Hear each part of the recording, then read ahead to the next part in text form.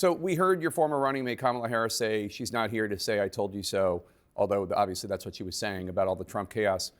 We're seeing. I have to say though, what does "I told you so" really mean here? I mean, people heard her message. They did not vote for her. She lost every battleground state. You yourself have criticized the Harris-Walz campaign for being too cautious. She may have told the American people, she may have warned the American people, but she didn't do it compellingly enough to win.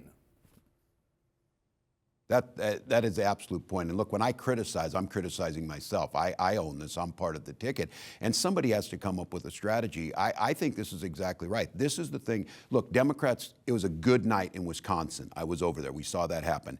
Donald Trump's doing this. Just to be clear, nobody on the Democratic side is celebrating this, and those folks in the street are not celebrating that Donald Trump's making all these errors. I think what the vice president's saying is that was pretty self-evident that he was going to do that. I do think the challenge for Democrats, and this is, I think, a structural problem that's going to take a lot more thinking, why, with all of that out there, did they not think we were any better than that? And they didn't. And I'm very concerned with the folks who stayed home. And these are folks that I'll say once again, Donald Trump has identified their angst. They can't buy a house. They can't afford to get a good education. They're concerned that their economic future is so precarious it could slip out from under them. Less than half of Americans have $1,000 in savings. And I think, why was it not so compelling? It should have been a slam dunk for us to say, we're the party that cares about that. We're the party that's going to protect Social Security and Medicare. We're the party that thinks the ACA is a good start, but we need to do more on health care. And we didn't do that. So I'm concerned. Democrats do well in special elections and off-year elections, but the electorate that comes in presidential election years is different. When I was young, it was easy to know what a Democrat was. They stood with the working class and labor. Republicans were country club and for the rich.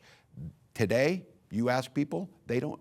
We have a 29% approval rating. Yeah. It doesn't help us any that Donald Trump ends up with a 25% approval rating. We have to get back to the core issues, that this is about making America prosperous and stable and innovative for everybody. Well, what do you make of the criticism that one of the reasons why your party was so resoundingly rejected last November is because Democrats were gaslighting the country, saying that inflation was not a big deal, heralding Bidenomics. Not only Biden, but Kamala Harris was heralding Bidenomics, pretending that there wasn't a problem at the border. And then fundamentally, this idea that President Biden was up for another 4 years of the job, while Americans in poll after poll for year after year were saying he's too old to do the job.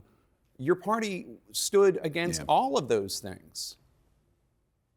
Look, Joe Biden coming in and during COVID and being a governor through COVID did a hell of a job. But I think one of the things that we didn't do is we assumed that we said, and it was true, that we were going to have a soft landing and our economy was better than the rest of the world. Better for who?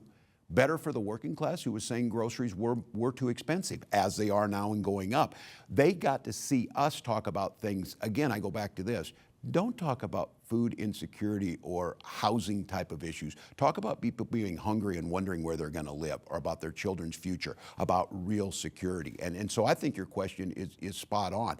I think we got intellectualized on this. I think the fact of the matter is Joe Biden did soft land the economy. He did usher us through COVID. None of us are saying we should be soft on the border, but we allow a vacuum, and Donald Trump fills it, the 800-pound gorilla, and their narrative starts to stick, and we look weak. We look weak like we don't care. We look like look, Jake, I'm not going to say, we need to do is we need to just arrest people and ship them to El Salvador. No, we need to invest the money on border. We need to make sure that we have the judges necessary to adjudicate things faster. We need to make sure if you're going to be in this country here legally, and when you are, you're going to be uplifted, celebrated, and part of this great American tapestry. We didn't do that, and then it fills them. They'll find the example that is horrific, where you have someone who's not here legally and they commit a crime. That is horrific, but we don't do a good job of telling that. Don't you think your party needs to acknowledge that President Biden was not up for the job of running for re-election, and that this was a major mistake by the He made that decision.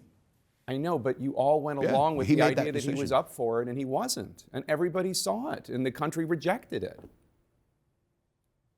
Yeah, well, look, history will tell us to go back on that. That very well could be the case, Jake. What I'm concerned about is learning from those lessons. I would hope we would never do it again, make a mistake, make sure we go through and get someone. But I don't know where it helps us going forward. I certainly am deeply concerned that Donald Trump is going to lead us down a horrific. Look, Thank God it's tariffs that he said. Donald Trump listens to no one. Remember, Donald Trump has statements about, I don't think nuclear war would be that bad. I guess we're lucky that he went after tariffs instead of that route. Yeah. We have an issue in this country that is going to impact us. And if there is not a loyal opposition, if there's not some soul searching on our side, if there's not